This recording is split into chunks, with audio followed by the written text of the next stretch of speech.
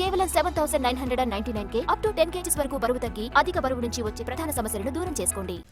రాజధాని అమరావతి రైతుల సమస్యలపై 3-మెన్ కమిటీ సమావేశమైంది. సిఆర్డీఏ ప్రధాన కార్యాలయంలో కేంద్ర మంత్రి పెమ్మసాని చంద్రశేఖర్, మంత్రి నారాయణ, ఎమ్మెల్యే శ్రవణ్ కుమార్ భేటీ అయ్యారు. రాజధాని రైతులకు ప్లాట్ల కేటాయింపుపై చర్చించారు.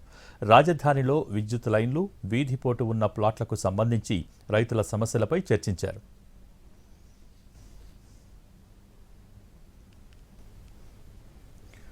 ఏపీ రాజధాని రైతులు పోటు ఉన్న ప్లాట్లు మార్చుకోవచ్చని అన్నారు కేంద్ర మంత్రి పెమ్మసాని. ప్లాట్లు అమ్మేసి ఉంటే మార్చడం కష్టమన్నారు. జరీబు ల్యాండ్పై పరిష్కారం కోసం నెల సమయం అడిగామని చెప్పారు. మీరు అమ్మేసిన తర్వాత మళ్ళీ రిజిస్టర్ చేయలేరు సిఆర్డీఏ. ఎందుకు అంటే మీరు ఆల్రెడీ మీకున్న వాస్తు ప్రకారం మీరు ఆల్రెడీ అమ్ముకున్నారు. అది రేటు తక్కువకు అమ్ముకున్నారు, ఎక్కువకు అమ్ముకున్నారు, ఏదో ఉంటుంది. ఇలా మార్చుకుంటా పోతే ఎక్కడ వరకు మనకి ఎండ్ ఉండదు. కాబట్టి ప్రతి ఒక్కరికి సేల్ ఆఫ్టర్ సేల్ మనం ఇవ్వలేం. కాబట్టి ఓన్లీ ఒరిజినల్ రైతుకు మాత్రమే వాస్తు కానీ లేకపోతే రోడ్డు సోలు కానీ అప్లై అవుతుంది.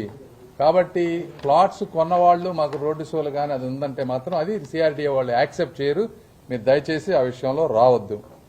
మూడోది జరీబ్ ల్యాండ్స్ మీద 180 ఎకరాలు ఇష్యూ ఉంటే మనం 1 month టైం అడిగాం. 1 month టైం ఆల్రెడీ అంతా వర్క్ చాలా వరకు అయిపోయింది.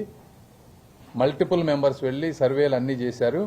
ఇప్పుడు సైంటిఫిక్ గా కూడా ఒక కమిటీని వేసి soil testing, water depth level assess చేసి ఎక్కడా యాంబిగ్యూటీ లేకుండా సెకండ్ సెట్ తీసుకుంటున్నాం. అది తీసుకొని మేము 1 month టైం అడిగాం. ఇప్పుడు 2 weeks అయింది. ఇంకో 2 weeks లో దానికి ఒకసారి మీరు అమ్మేసిన తర్వాత మళ్ళీ రిజిస్టర్.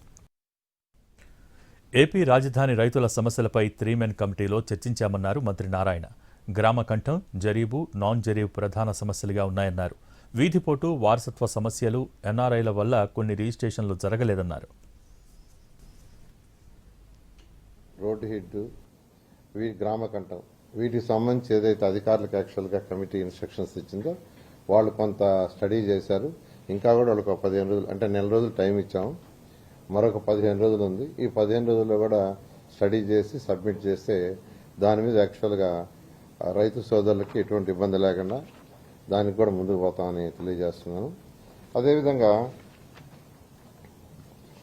ఈరోజు మొత్తం ప్లాట్స్ అంటే జనరల్ రిజిస్ట్రేషన్ ప్లాట్స్ మొత్తం 29,233 మంది రైతులు. వాళ్ళకి 69,421 ప్లాట్లు అలాట్ చేయాల్సి ఉంటే అంటే రిజిస్ట్రేషన్ 61,793 రిజిస్ట్రేషన్ అయిపోయినాయి. ఇంకా కేవలం కావాల్సినవి 7,628.